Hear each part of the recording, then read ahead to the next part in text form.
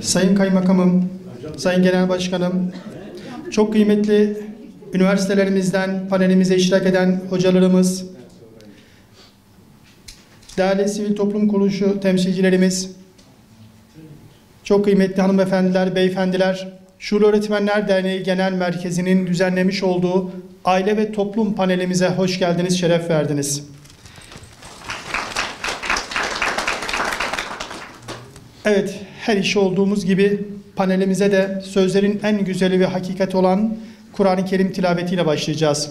Kur'an-ı Kerim tilavetini sunmak üzere Yakup Kadri Kaya hocamızı sahneye davet ediyorum. Buyurun Sayın Hocam. Euzubillahimineşşeytanirracim.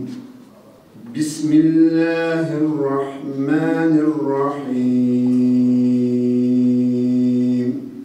وَمِنْ آيَاتِهِ أَنْ خَلَقَكُم مِّن تُرَابٍ ثُمَّ إِذَا أَنْتُمْ بَشَرٌ تَنْتَشِرُونَ وَمِنْ آيَاتِهِ أَنْ خَلَقَ لَكُم مِّنْ أَنفُسِكُمْ أَزْوَاجًا لِتَسْكُنُوا إِلَيْهَا أنفسكم أزواجا لتسكنوا إليها وجعل بينكم مودة ورحمة. Evet, hocamızdan Allah razı olsun. Ağzına sağlık. Rabbim bu Kur'an'ın rahmetinden, bereketinden bizleri mahrum bırakmasın inşallah. Selamlama konuşmalarını yapmak üzere Şuur Öğretmenler Derneği Genel Başkanımız Numan Gökmen'i kürsüye davet ediyorum. Buyurun Sayın Başkanım.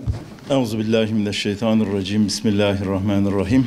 Elhamdülillahi Rabbil alemin. Allahümme salli ala seyyidina Muhammed.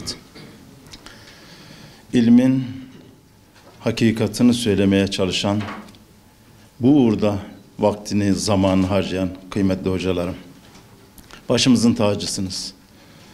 Böyle güzel bir programa davetimize icabet ettiğiniz için sizleri saygıyla selamlıyor, hürmetler ediyorum. Hoş geldiniz. Kıymetli kaymakamım, hoş geldiniz. Değerli hazırın, kıymetli misafirler, Şuurlu Öğretmenler Derneği olarak Anadolu'nun her yerinde 19 milyon öğrencimize, 1 milyon 200 bin öğretmenimize, hakkı hakikati doğruyu bildiğimiz dilimizin döndüğünce dost ve kardeşlerimizle beraber, hocalarımızla beraber anlatmaya, hatırlatmaya, bu yolda evlatlarımızı ahlaklı ve manevi değerler ışığın içinde dosdoğru bir yolda yürüyecek şekilde hazırlamanın gayretindeyiz. Allah sizi bizi muvaffak eylesin. Gazze'miz başta olmak üzere tüm dünyada zulüm gören insanların kurtuluş içinde hep beraber gayretimizi ortaya koyduğunuzu biliyoruz. Allah onlara da Rabbim kurtuluş nasip etsin. Hepinizi saygıyla selamlıyorum. Hoş geldiniz, sefa geldiniz. Hayırlı olsun. Sayın Başkanımıza çok teşekkür ediyoruz. Evet kıymetli hazirun, şimdi panelimizin birinci oturumuna geçiyoruz ve birinci oturumunda sunumlarını yapacak kıymetli hocalarımızı özgeçmişlerini okuyarak yerlerine davet edeceğim. Profesör Doktor Aliye Mavili Aktaş. Şimdiye kadar özellikle aileyle ilgili ve hanımlarla ilgili programlarımız oldu. Bunlardan bir tanesi 2017 yılında yaptığımız kısa film senaryo yarışmasında aile olmasıydı. Daha sonra toplumsal cinsiyet eşitliği üzerine bir sempozyumumuz olmuştu. Bugün Şuurlu Öğretmenler Derneği olarak aileyle ilgili, ailenin önemiyle ilgili 3. çalışmamızı yapıyoruz. Cenab-ı Hak bize bugün bunu nasip ettiği için kendisine şükrediyoruz. İnşallah çalışmamız hayırlara vesile olur. Ben daha fazla uzatmadan konuya geçip sözü sahiplerine bırakmak istiyorum. Benim elimdeki listeye göre birinci konuşmamız Aliye Hoca'nın, Aliye Mavili Aktaş. Hocam buyurun. Konuşma süreleri yarımşar saat. Şimdi burada bir şey daha söyleyeyim.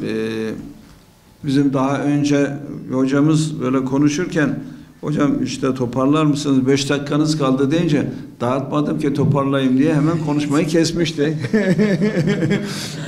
Şimdi öyle bir şeyle karşılaşmamak için Ben şimdiden söyleyeyim, son 5 dakika kala uyarırsam kusura bakmayın. 5 dakikayı tamamlayabilirsiniz hocam. Bir güzel toplantıda bulunmak benim için onur tabii ki. Başka bir yere de yetişeceğim ve memleket olunca gerisi teferruat diyenlerden olduğum için gerçekten ne kadar bilmediğiniz bir şey anlatacağım bilmiyorum. Onun için de biraz derli toplu ama süremden daha da erken bitirebilirim. Evet, ben şu anda yeniden bir Türkiye'de aile yapısı araştırmasında Cumhurbaşkanlığı Strateji Dairesi ve TÜBA ile birlikte de çok büyük bir projenin içindeyiz ve Türkiye'nin yaklaşık olarak 50 yıllık aile politikası oluşturuyorsunuz deyince böyle sırtımdan ter akıyor.